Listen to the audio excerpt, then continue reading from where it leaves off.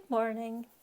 This is Roald Dahl, George's Marvellous Medicine, illustrated by Quentin Blake. Super illustrations. So this book is published by Puffin Books, and it was first published in 1981, although this edition was published in 2016. And you always get all that blurb on this page inside the book. So I'm going to read the first chapter, which is called Grandma.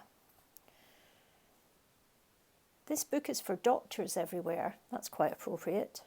But there is a warning inside. Do not try to make George's Marvellous Medicine yourselves at home. It could be dangerous. Grandma. I'm going shopping in the village, George's mother said to George on Saturday morning. So be a good boy and don't get up to mischief. This was a silly thing to say to a small boy at any time. It immediately made him wonder what sort of mischief he might get up to. And don't forget to give Grandma her medicine at 11 o'clock, the mother said. Then out she went, closing the back door behind her. Grandma, who was dozing in her chair by the window, opened one wicked little eye and said, Now you heard what your mother said, George.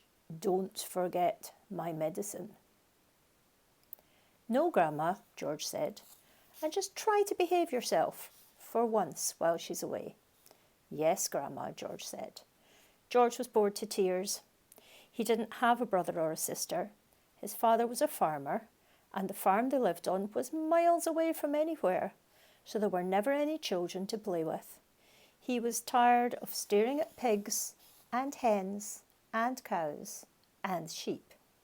He was especially tired of having to live in the same house as that grizzly old grunion of a grandma. Looking after her all by himself was hardly the most exciting way to spend a Saturday morning. You can make me a nice cup of tea for a start, Grandma said to George. That'll keep you out of mischief for a few minutes. Yes, Grandma, George said.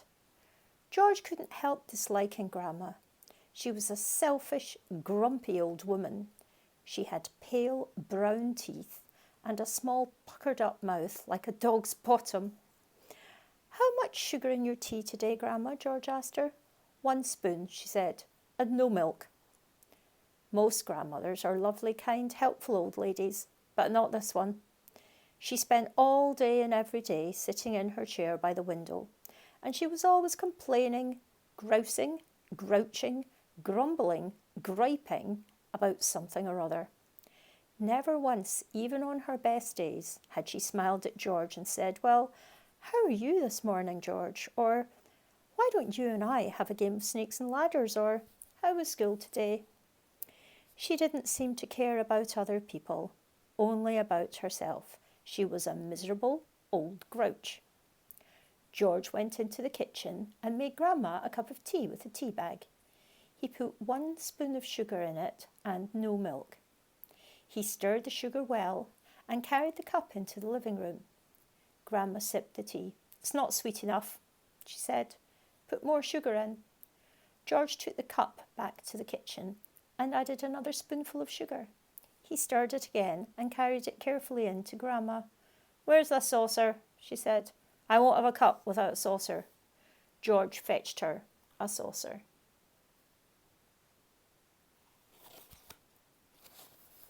What about a teaspoon, if you please? I've stirred it for you, Grandma. I stirred it well. I'll stir my own tea, thank you very much, she said. Fetch me a teaspoon. George fetched her a teaspoon. When George's mother or father were at home, Grandma never ordered George about like this. It was only when she had him on her own that she began treating him badly. You know what's the matter with you? The old woman said, staring at George over the rim of the teacup with those bright, wicked little eyes. You're growing too fast. Boys who grow too fast become stupid and lazy. I can't help it if I'm growing fast, Grandma, George said. Of course you can, she snapped. Growing's a nasty, childish habit. But we have to grow, Grandma. If we didn't grow, we'd never be grown-ups. Rubbish, boy, rubbish, she said.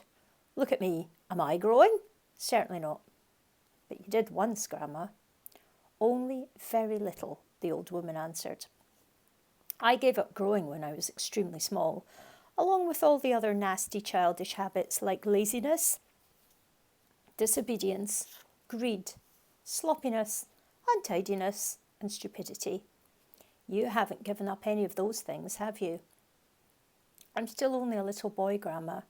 You're 8 years old, she snorted. That's old enough to know better. If you don't stop growing soon, it'll be too late. Too late for what, Grandma?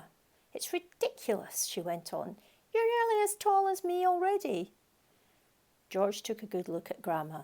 She certainly was a very tiny person. Her legs were so short she had to have a footstool to put her feet on, and her head only came halfway up the back of the armchair. Daddy says it's fine for a man to be tall, George said. Don't listen to your daddy, Grandma said. Listen to me. But how do I stop myself growing? George asked her. Eat less chocolate, Grandma said. Does chocolate make you grow? It makes you grow the wrong way, she snapped. Up instead of down.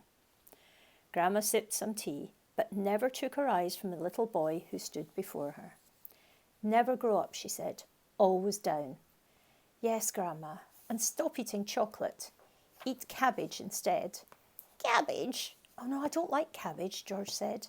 It's not what you like or what you don't like, Grandma snapped. It's what's good for you that counts. From now on, you must eat cabbage 3 times a day. Mountains of cabbage.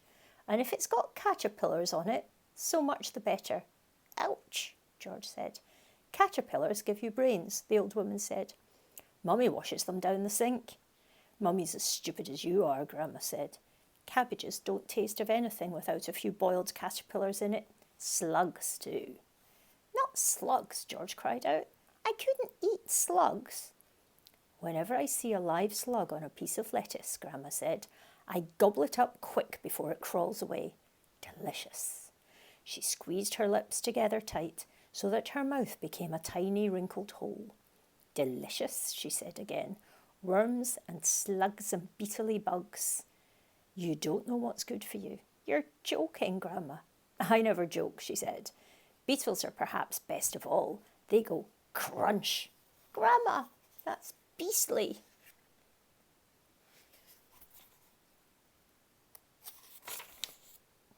The old hag grinned, showing those pale brown teeth.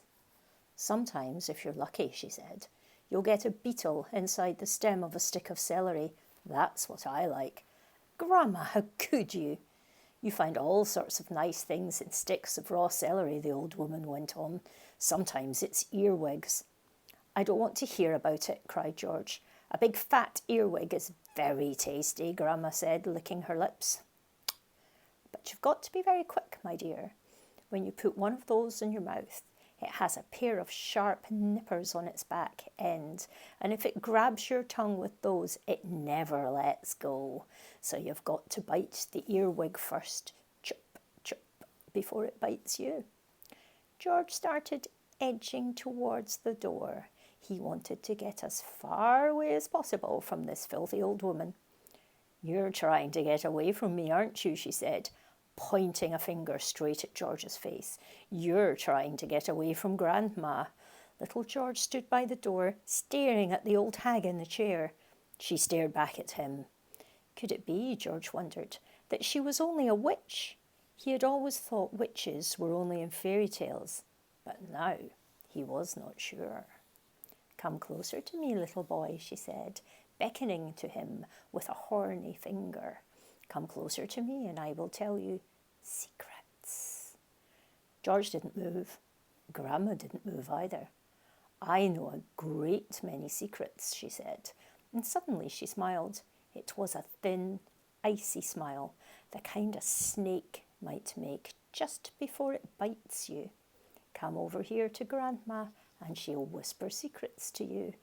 George took a step backwards, edging closer to the door.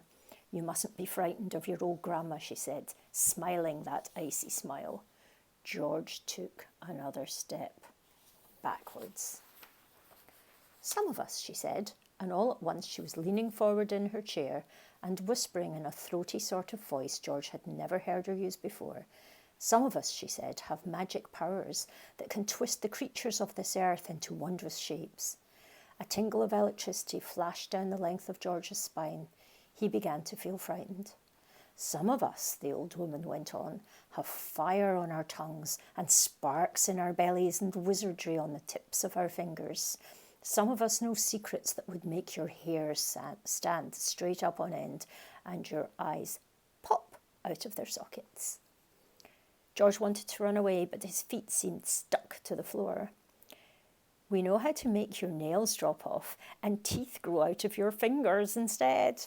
George began to tremble. It was her face that frightened him most of all. The frosty smile, the brilliant, unblinking eyes. We know how to have you wake up in the morning with a long tail coming out from behind you. Grandma, he cried out, stop. We know secrets, my dear, about dark places where dark things live and squirm and slither all over each other. George made a dive for the door.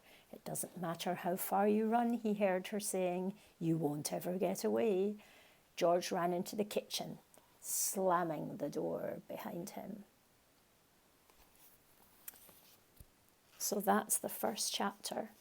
And I looked at your questions, comprehension questions last night. All the answers are in there for you. It's well set out. It has some amazing adjectives in there, some amazing describing words. So I hope you're going to enjoy this book. I think it's going to be a lot of fun. See you soon.